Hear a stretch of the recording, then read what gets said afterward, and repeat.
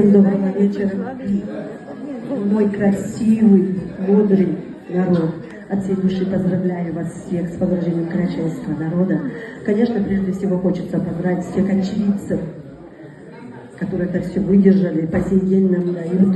напутствие, мудрости, аксакалов наших, матерей, которых я все время не устаю повторять, преклоняюсь на колени перед теми матерями, которые продолжили род, народ карачаевского народа. С праздником! Аллах чтоб мир на земле был, процветай, Карачаево, Черкесия.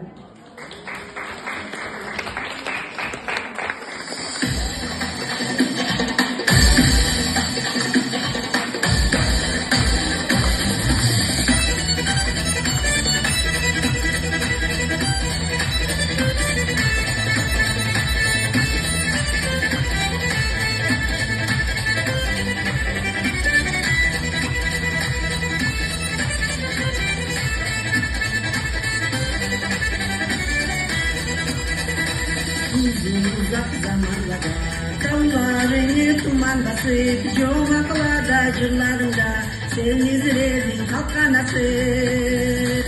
Olaya kaçta kalır Bizler sende bu dünyada Karaçay'dan ayrı fayda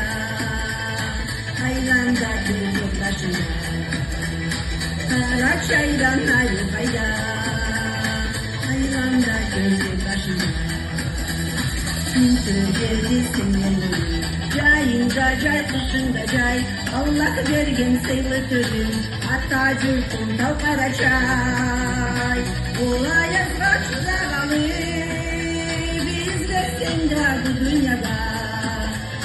Karaçay'dan ayrı fayda Hayranda gözü başında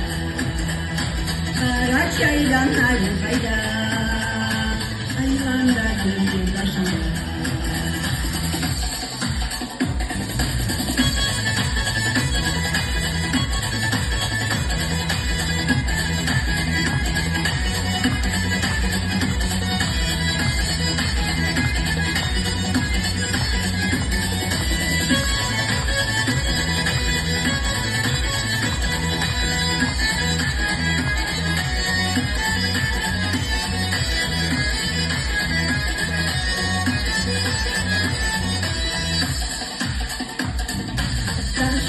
Altın suçmuş, bağlamadı tuzamdan Yoktu seni ayırıp Binli tavuk tamırından Olaya başta kalır Bizler sende bu dünyada Karaçay'dan ayrı fayda Hayranda gözü başında Karaçay'dan ayrı fayda Hayranda gözü başında Karaçay boyunca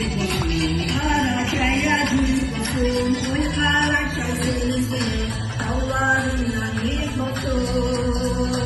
Olaya karşıda kalır Bizler sende bu dünyada Karaçay'dan ayrı fayda Hayranda gözü başında Karaçay'dan ayrı fayda Hayranda gözü başında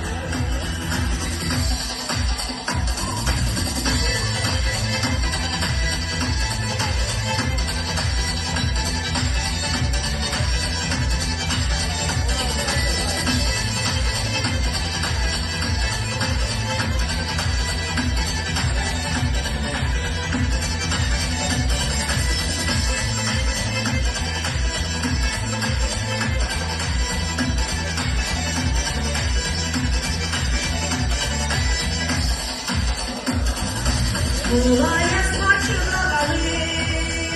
Bizler sende bu dünyada Karaçay'dan ayrı fayda Hayranda gözü başında Karaçay'dan ayrı fayda